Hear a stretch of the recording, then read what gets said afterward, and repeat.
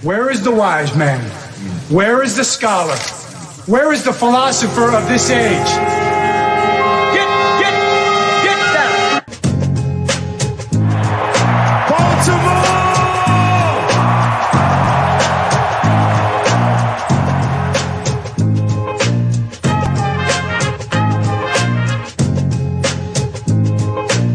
What are they giving me?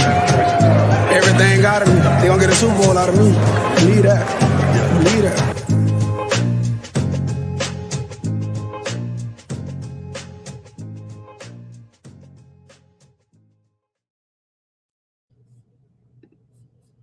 All right, welcome on back to another edition of the Baltimore Beatdown podcast. It is Wednesday night, May 4th. May the 4th be with you.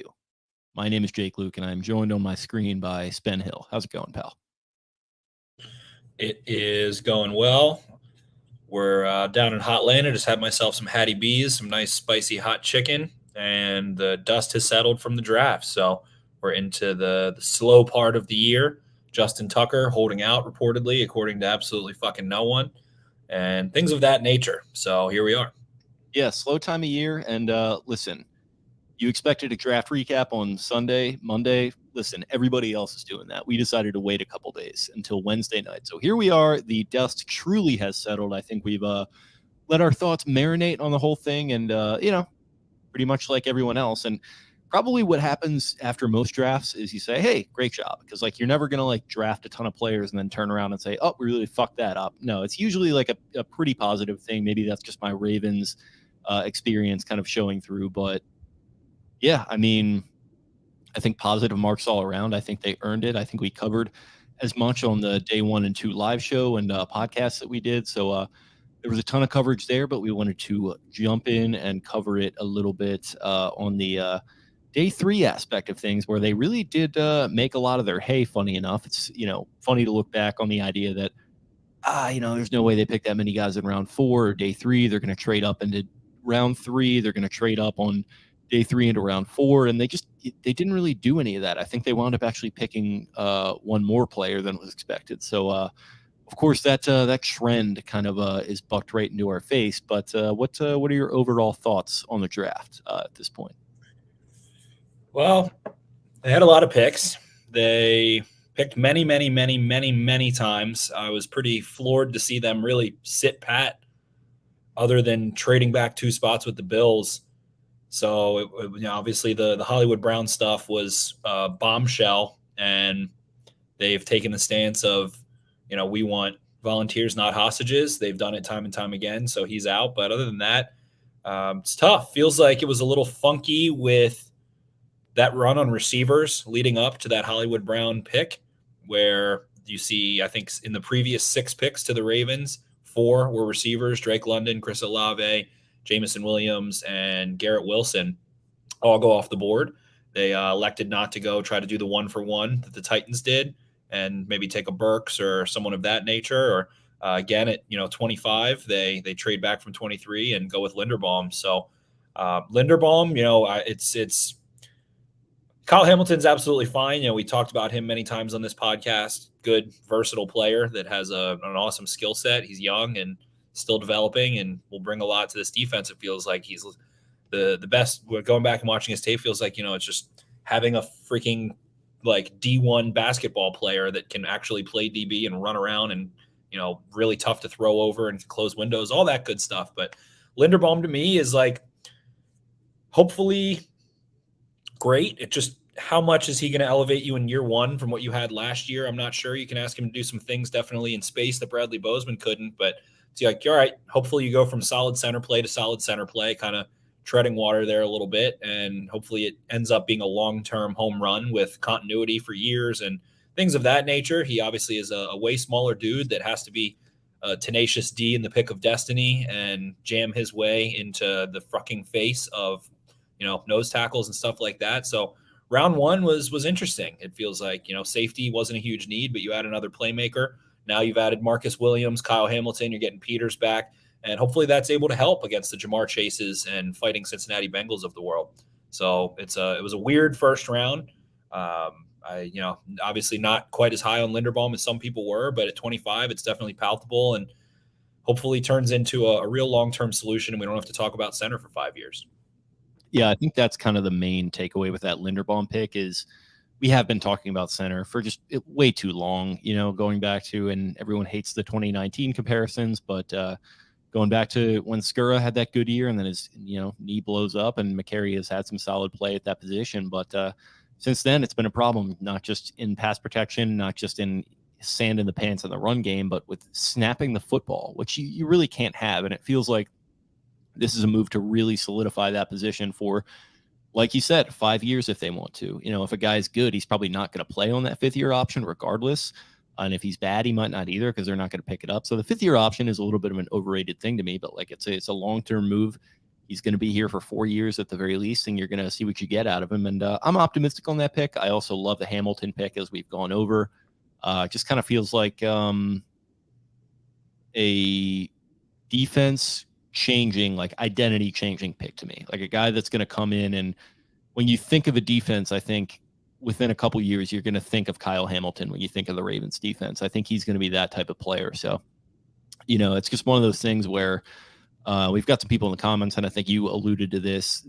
Maybe they pick a wide receiver if that weird run on them doesn't happen, but I don't know. Something DeCosta said kind of stuck out to me where he was like, and I think this might have been even before the draft, he said something to the effect of, I know people don't really believe us, but we just stick to the board. We just pick the best player every time. And I think there's maybe some notable exceptions to that, but I feel like every year we kind of go in expecting them to pick based on need, at least in some spots. And it's just like, oh, no, we'll just do this. We'll take 2 tight ends within the first 3 rounds. We'll take 2 cornerbacks here, 2 wide receivers in the first 3 rounds. We're just going to take the best player no matter what every time. So yeah, I think that kind of shone through in the Hamilton pick. And I think probably if it was up to him or one of those other wide receivers, even with the Hollywood thing already agreed to, I personally think they would have taken Hamilton. I just think they probably would see him as that type of player. Same thing with Linderbaum. I think they were probably thrilled to get the value that they got on him there with trading back and picking up another selection, or maybe it evened out with the trade with the fact that they had given up 100. But yeah, good value, 2 great players. Talked about them, obviously. You sit pat again at the equivalent of 14 in the 2nd round, you pick up David Ojabo. I mean, that just felt like, and I think I called it right before it happened. It's like, not like I'm some clairvoyant or anything, but that was just such an obvious Ravens pick. And to grab that guy that was just kind of sitting there, that was very much 1st round value before the injury, that was mocked to them at 14 a million times before he got hurt.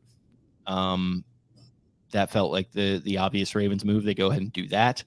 And then the other obvious Ravens move with Travis Jones, the 6'5" defensive lineman that's going to, wreck shop, and did wreck shop at the Senior Bowl. And just, value seemed to be the thing on day 1 and 2. And those guys were no exception to that. Definitely. And Ojabo, there's a possibility that, hey, maybe he never really gets onto the field. Maybe he never recovers well, can't catch on, had some development to do. But I'm willing to take that bet.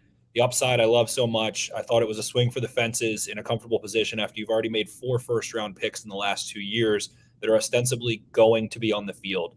So to take that, close your eyes, hack, swing for the fences, I thought was absolutely fine in terms of the injury and a little bit inconsistency there. But if he hits, if he turns into a plus pass rusher, into a 50-plus pressure guy, which isn't even, near the top of the NFL, but it's, upper NFL, then you hit a home run. Then you hit a huge home run. You have bookends. You have Tyus Bowser back there too, also recovering. So ultimately, I think that pick has the potential to be something that takes their team over the top. And because of how many quality safe picks you've made in the first round over the last 2 years, I love the risk there. And then, yeah, Travis Jones, I mean, he fits the physical profile. His combine testing matched with his production in terms of pressure rate and all of that stuff, all analytics green lights in terms of converting into a successful pass rusher in the NFL. He brings length, he brings strength, he brings what I believe Ortiz was saying, that he was playing, 50, 60, 70 snaps at UConn as their absolute stud home run, need to have him on the field player. And he's not going to get asked to do that. So he's going to be able to be fresh all the time, bring the high urgency in the high leverage situations, and can, bend enough and move his body enough to really be a factor in the pass rushing game, while also being a brick shithouse in the A gap and in the B gap, and even, kicking out as far as some 4-eye maybe. So Both of those picks to me, and Travis Jones was a really safe pick, I thought, that was simply BPA, and there is no fuss about it. So to have that be your day 2, following that day 1, I thought really brought the draft together. And the 4th round we'll get into and all their later picks. But coming out of those first 4 picks, days 1 and 2, with Linderbaum, Hamilton, Ojabo, and Jones should net you a minimum of 2 starters. And Jones, probably worst case, is a pretty heavy rotational guy, in my opinion. And Ojabo is just that wild card that can make this a draft class to remember. And getting into the 4th round, I was pretty adamant about not loving, thinking we're going to go find starters there, being the mindset. But, there were some interesting picks.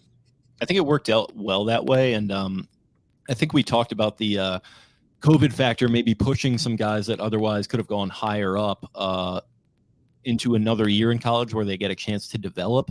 And also it kind of maybe pushes them down the board because then you got other younger prospects that come up and are kind of ready to go and ready to be picked early. So a lot of talent available in this 4th round that people liked a lot, including us. So Dan Faalele, he's listed at 6'9" in what I'm looking at here. He might be 6'8". I'll prefer to go with 6'9", obviously.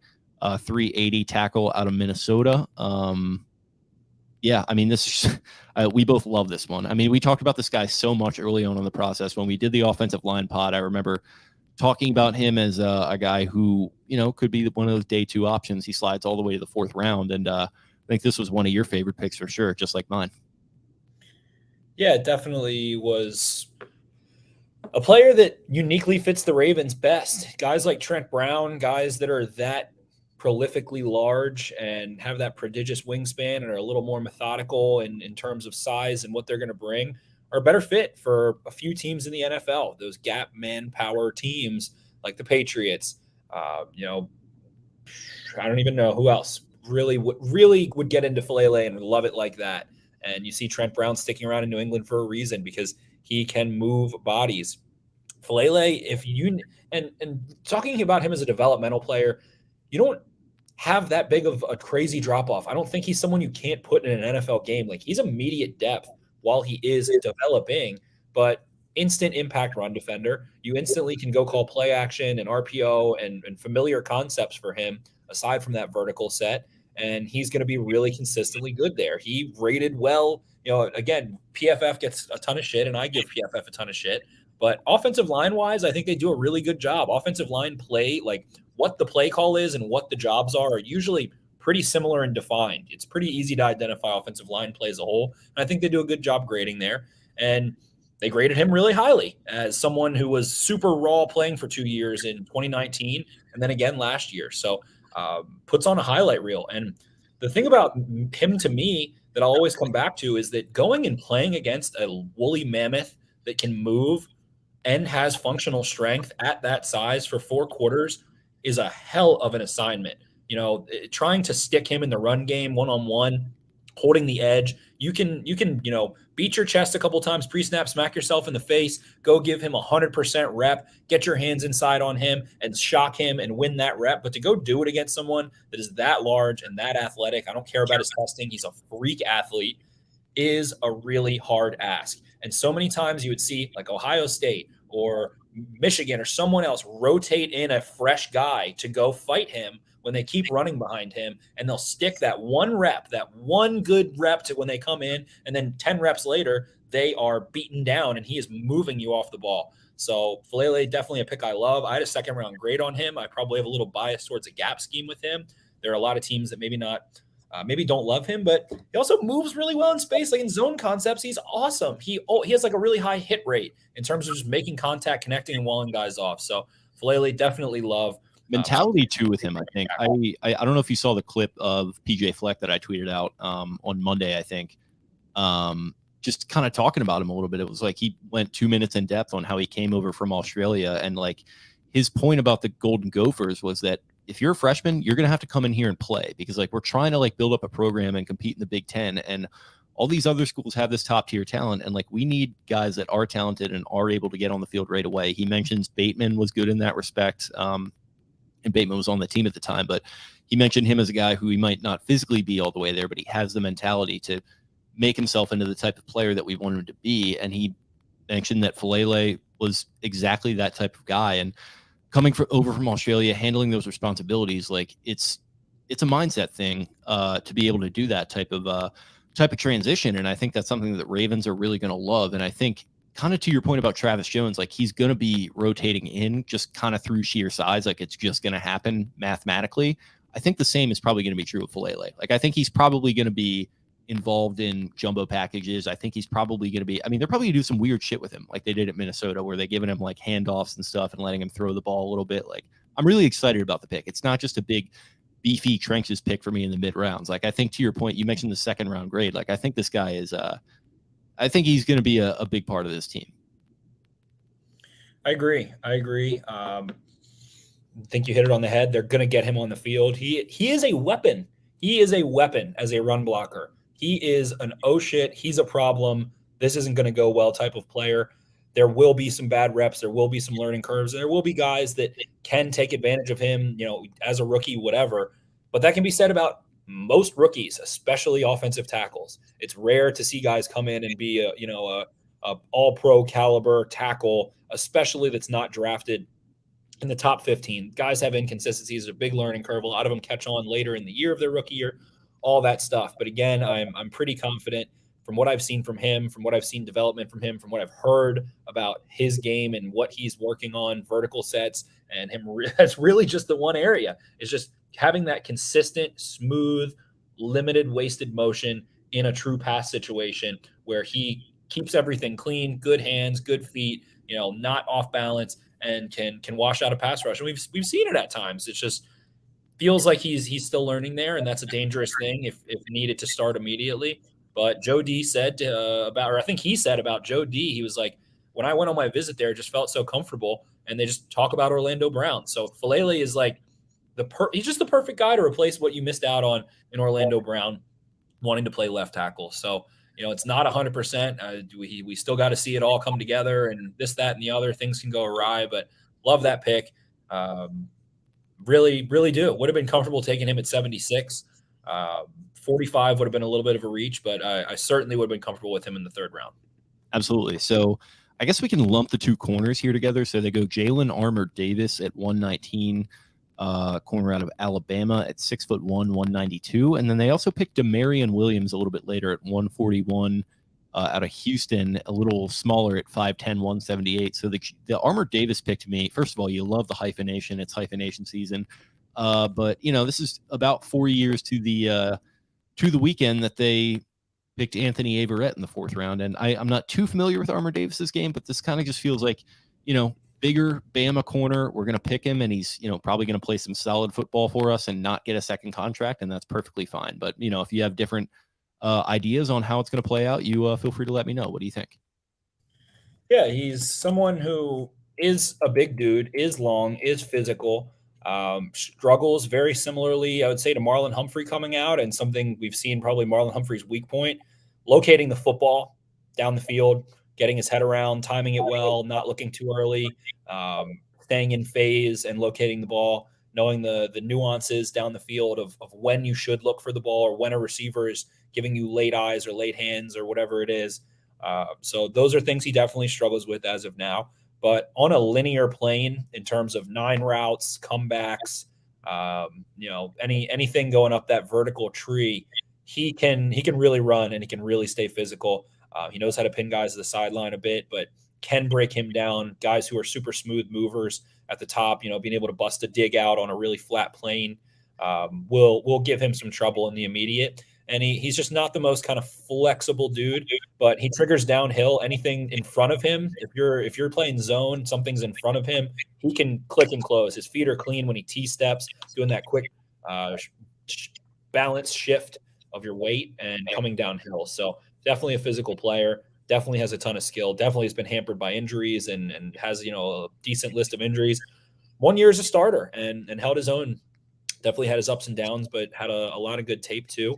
So fits their profile, long, strong, down to get the friction on and has some work to do. But hopefully you don't need him in that heavy, high leverage role immediately. You can pick and choose your spots, and he can learn from a fellow Bama corner that has a similar physical profile and a really smart corner that does have ball skills and does know when he can go for the ball and all those things in Marcus Peters, but it's going to be on him to get it together. So I like that pick.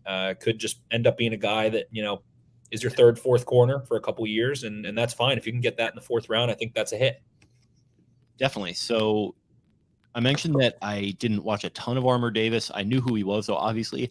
Full disclosure, I did not know who Demarion Williams was, so I haven't watched anything of him. What are your thoughts on him? Really physical.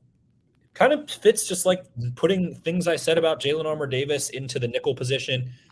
Not someone you want in a foot race over top, but definitely someone. I think he's kind of like a little Jalen Petrie without quite the ridiculousness that Petrie had.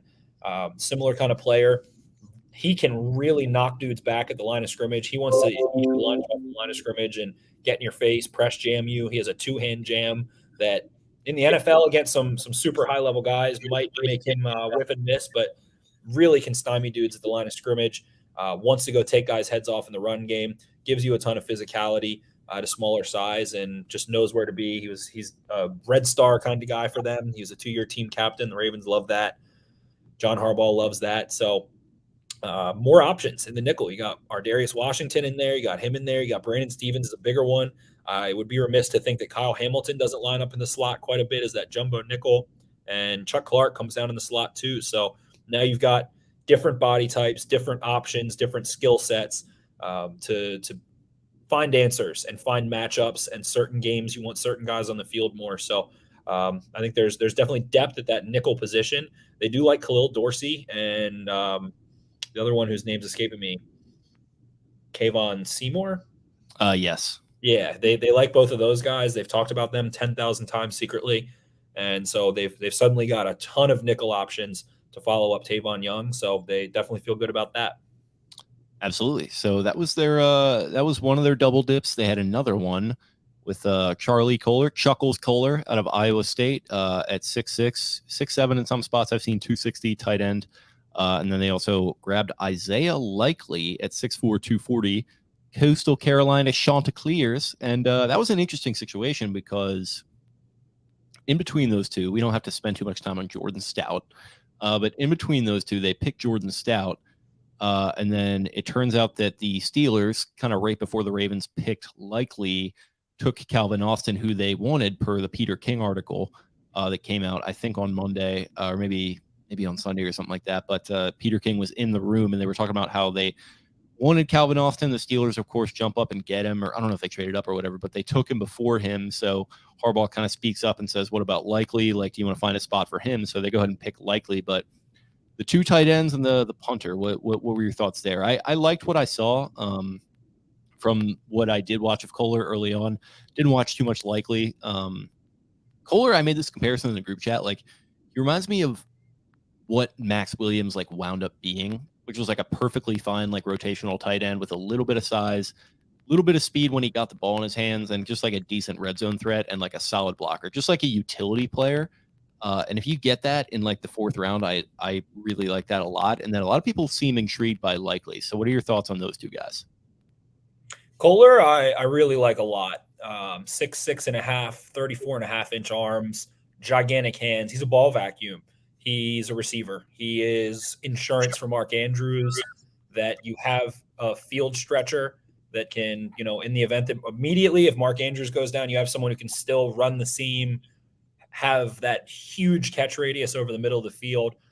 He's a ball vacuum, man. I like what he does. He's not someone who is he tested really well, which was surprising. And based on what I saw on tape, and again, guys can reshape their body composition throughout, 2 months of really hardcore training where they're paying a lot to a facility, but not someone who's really subtle or shifty or powerful at the stem in terms of breaking a route off or anything like that, but smart, finds soft spots and zones, knows when to sit down, not super dynamic after the catch, but he can run. He can scoot enough where if he's got a runway, he can go, take it from the, he gets a little wide opening in the soft spot. He can go run in from the 15, give you a nice little, 25-yard touchdown or something. So I don't think he's necessarily going to be like a big play guy, which is where I think Likely kind of profiles a little better. But I just like that he is Mark Andrews insurance. He's kind of what we wanted, to see Josh Oliver become, it feels like. Someone who is a more confident nuanced hands catcher. His production was ridiculous. If you go watch Iowa State games, he is arguably their offense many, many times. He is a huge factor, someone you put in the slot. No sand in his pants, can't do shit as a blocker at this point in time. He is not even like what Mark Andrews' body type was. And he, even if you like read Zerline's little piece on him, it's like, wouldn't AFC Scout says, wouldn't be surprised to see him turn to Mark Andrews. He's just more string beanish. I mean, he's ridiculously tall and thin. Lower body is really tapered for a tight end. Like, yeah, I definitely notice that. He's a mega jumbo slot, but tested really, really, really well, which was interesting. So we'll see what he becomes. Mark Andrews, wasn't quite as much of a string bean, but similarly was kind of, not asked to and didn't really know how to engage at the point of attack that much. And suddenly you're in, Greg Roman's offense. Greg Roman, a tight ends guru. Mark Andrews has made so much improvement, was similar in that Oklahoma offense, has gone through that same obstacle of being a basically completely ineffective blocker in college that was a glorified wide receiver and can come in and learn the ropes. You got Boyle, you got Ricard, all those guys. They're going to have a fun time. And then that brings us to Likely, who has some pretty crazy ball skills. Was in a really, college RPO crazy offense with a lot of fun stuff in it, got some free runs at times, but he can be a big play guy. He can go run after the catch. Is familiar with the nuances of an option motion heavy offense. He was lined up in the backfield a lot. He was lined up split on the line of scrimmage a lot. He was lined up in the slot. So he's kind of familiar with what a Ravens offense is, it feels like, in usage and where he'll be. Think he's a big red zone threat. Think he knows how to kind of separate at the last second in the red area. And to me, pairing those two guys together is just big bodies that you can use in the red zone and go throw a meatball and trust them to kind of go get it or put it in a weird spot, and they might be able to hawk it down because they're gigantic. So likely not quite as enormous, but it's the double dip. So between those two, and taking tight ends in the 4th round, to be honest, isn't super low. Like, not a ton of tight ends go day 1. Some usually go day 2, and then like early day 2, 2nd round, and then like late 2nd, early 3rd. That's when you start to see the pretty good college tight ends come off the board. So those guys in the 4th round is not like getting a corner or a tackle or the primo position studs in the 4th round. So I think the double dip at tight end there is pretty heavy capital. It feels to me, once you get past a certain point, like, this might be a stupid thing to say. I'm sure maybe it'll be refuted, but like, it feels kind of bust proof after a certain point, because you're talking about a guy that's going to get in the middle of the field. He's going to get plenty of open looks. He's going to get off the line clean and just able to get his head around and look the ball in. If he's anything worth his salt, he'll be able to catch the ball in certain situations where he gets open. So like, you're talking about just adding production, kind of similar to running back, not quite to that extent. I think there's maybe a little bit more of a transition involved, but it's not the same thing it was 10 years ago, where everyone's like, oh, tight end is like this super hard position to transition to. You're going to Todd Heap it and like redshirt a year. It's like, no, these guys are coming into the NFL ready to play because they're playing in these high flying offenses in college, and they're ready to rock. So, yeah, rookie tight ends usually don't make a huge contribution overall. It's rare to see guys catch 30 passes as rookie tight ends, to be honest, but those, Kohler can be an element in this offense to me pretty quickly, especially in that red area. So I think they'll have certain looks for those guys. Maybe we see Likely used in the backfield. Maybe we see some 12 personnel and some of the 2 tight end stuff with Kohler in the slot. Andrews also in the slot, messing around with some motions and things, trying to have those fun tendencies. I like when they do the big boy screens too. We've seen a couple times where they put like Ricard, Andrews, and Boyle on the same side and end up running a 3-man screen with those guys, things like that. So I love how like Greg Roman literally never runs screens, and like those are the ones that he runs, of course. And they're sick. They are sick. I got to give him credit, but run more screens, Greg. He's never gonna. No, he will not. Okay, so that covers that. Ravens end the draft picking running back Tyler Beatty out of Missouri, 5'8", 194. I don't know if he's a Randallstown native, but it sounds like he spent a lot of time there growing up, which is right by me. So shout out to you, Tyler Beatty, coming home here. Yeah, Beatty, fun player, man. Think he's a real pass catcher back. Think he has a little more thunder to his game than Justice Hill. Justice Hill's had some nice moments, though. his injury definitely unfortunate. Would have been fun to see what he could have done last year after the other two went down. But Beatty is going to push. He's going to push and push and push. He's plus in pass pro. He's plus as a pass catcher. He can break tackles. He has enough speed to be explosive and get explosive gains. So I don't know. 6th-round backs don't, have much lower success. Again, it's like running backs and tight ends. You can kind of find those dudes wherever in the draft. I don't think it really matters position wise, but look at that handsome. Look at RDT with that handsome picture. He's definitely got a puka shell necklace on underneath that shirt. Yeah, he does. You look good there, RDT. Way back in the day, probably. That was probably like senior week or something.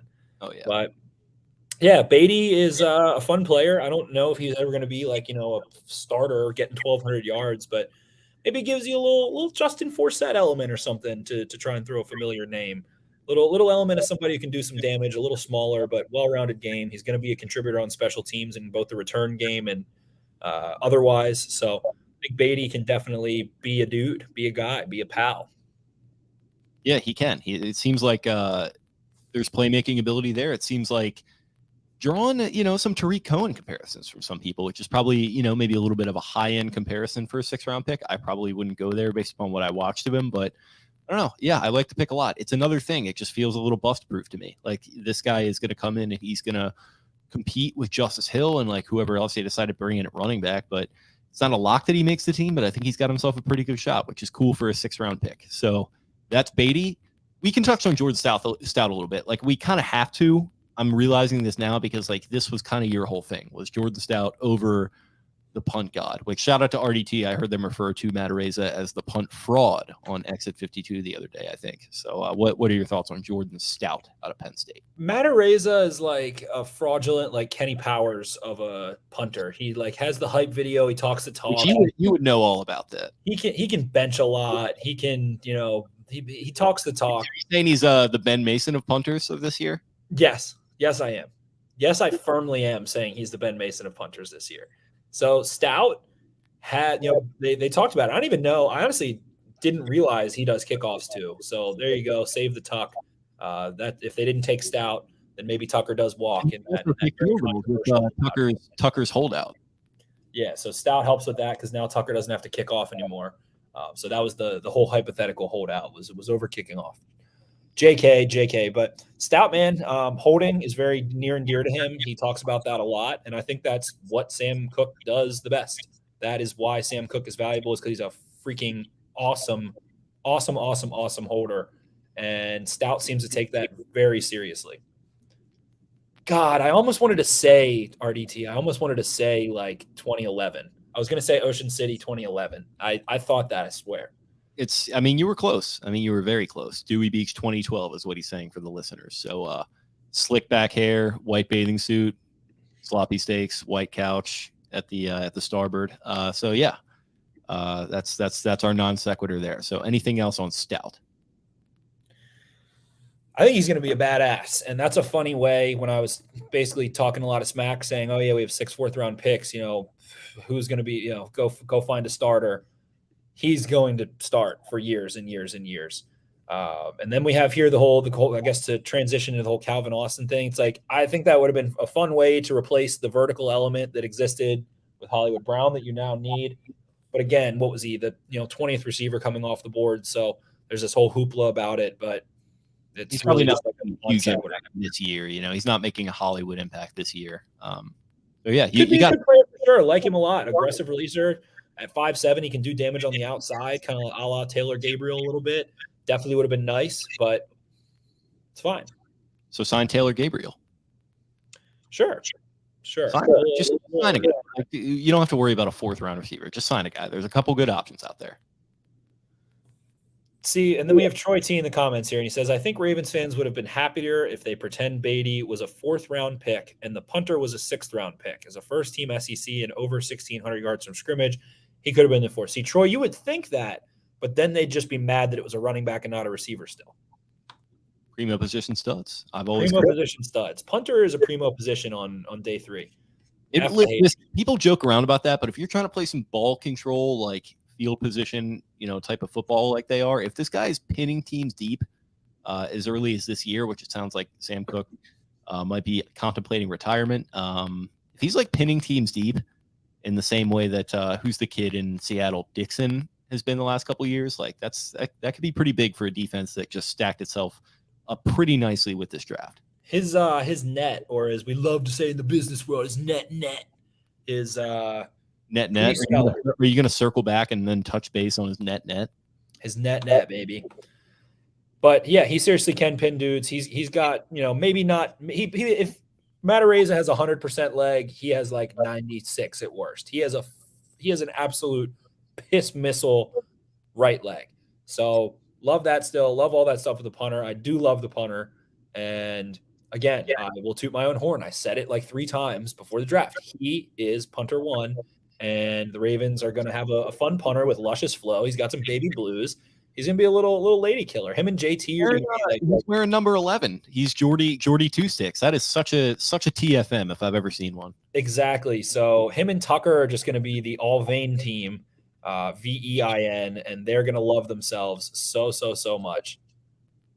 This is going to be Wooderson and Randy Pink Floyd walking into the pool hall together. That's what this duo is going to be.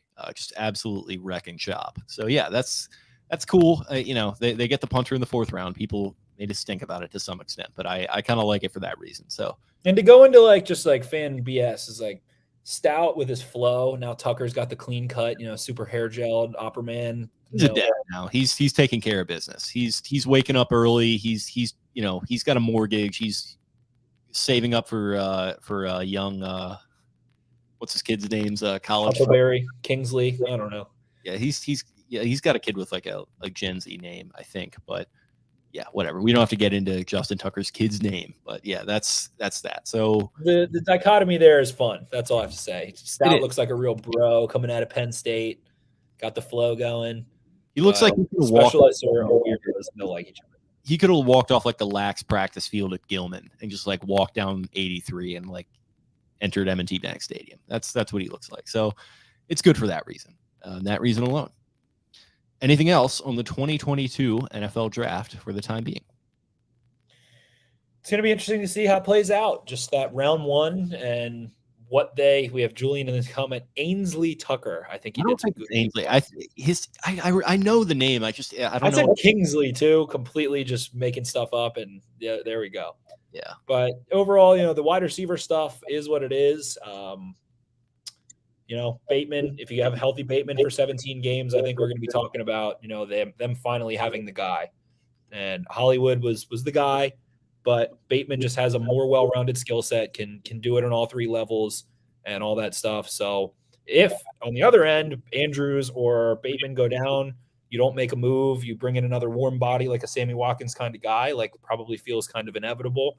Hashtag speculation season on wide receivers. Thank you so much for that, Ravens. But those will suck. It'll suck again, and they'll be one-dimensional. And if they make the playoffs, they'll probably have trouble if they're one-dimensional against a good, competent playoff-level defense. At the same time, it's like people are like 2019, 2020, 2021, whatever. Getting the offensive line right, if Linderbaum is the dude and you do have Moses and you now have McCary as your insurance at left tackle, which feels pretty darn good, and Stanley, maybe relieved a little bit of pressure of timeline of if he's not quite ready and needs to come back halfway through the year, yada, yada, yada, so on and so forth.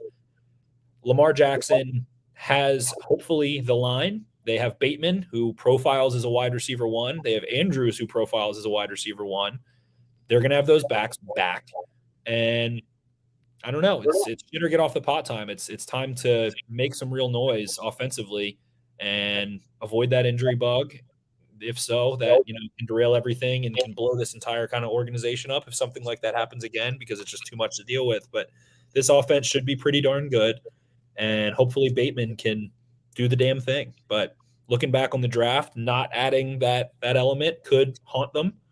But it also could be, if Linderbaum is what everybody thinks he is and turns into a Pro Bowl All-Pro guy, and Hamilton turns into a Pro Bowl All-Pro guy, and you drafted really, really good, hopefully blue chip kind of guys in the first round, then you knock it out of the park. And like I said, Ajabo, I think, is what can make this a grand slam of a draft if he comes back. And between those first four picks, looking at that haul, if you want to go back and look at your mock draft, wherever you had someone from whatever, that haul is pretty damn good. Those first 4. So I like this class. They have a lot of guys coming in, a lot to figure out, but moves are not finalized. I think we'll see Justin Houston come back ultimately and go from there. If James Bradbury hits free agency, I think he does not sign with the Ravens. I think someone will pay him too much money. But I would like to have Bradbury, and this team's fine to be competitive, even if they don't go find, another primo position stud. Absolutely. So you said it all as well as I could have. So I will leave you with this and give you one guess at the name because I found it. Of his son? Yes. It's pretty funny. The first thing that came to my head, I don't know what, it just came in was Zadarius, but that obviously wouldn't make any sense. I was just like thinking of crazy names. Let's go with, I'm just going to go with Riley spelled weird. It's pretty close. It's Easton. Oh my God. That's the dude that grew up in like Westlake in Austin and like played some baseball growing up. He's naming his son Easton. You kidding me? Think that kid's getting a bid? Easton Tucker.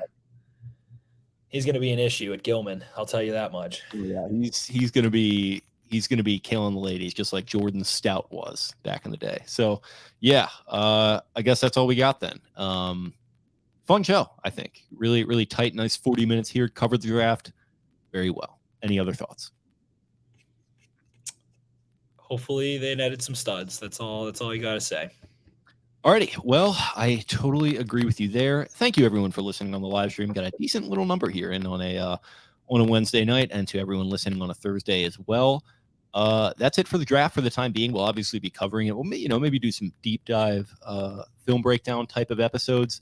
On Friday, I got something a little bit different coming for you guys. Actually, I teased this a little bit on Twitter. We'll be announcing it tomorrow, probably around noon or so. I'll kind of put something out explaining it a little bit.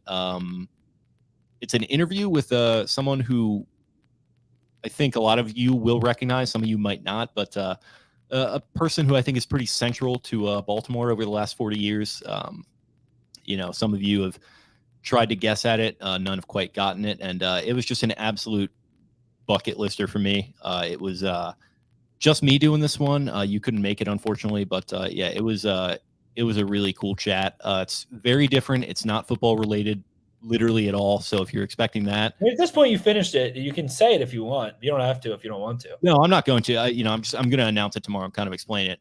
But such a little tease. Yeah, I am a little tease. I like to kind of, my stance on edging, but yeah, it's a really cool one. It's one that some people might want to skip, and I totally will not begrudge you on that.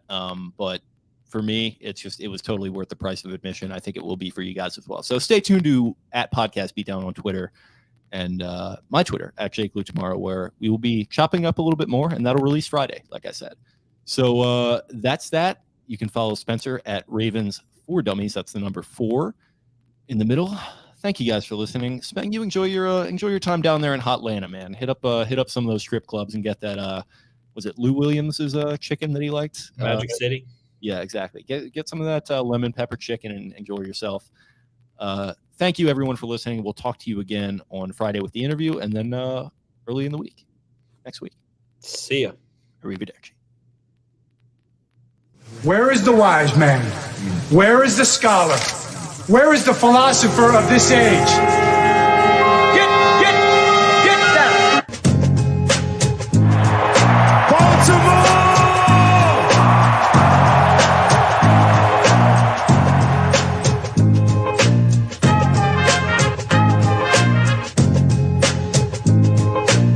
What are they giving? Everything out of me. They gonna get a Super Bowl out of me.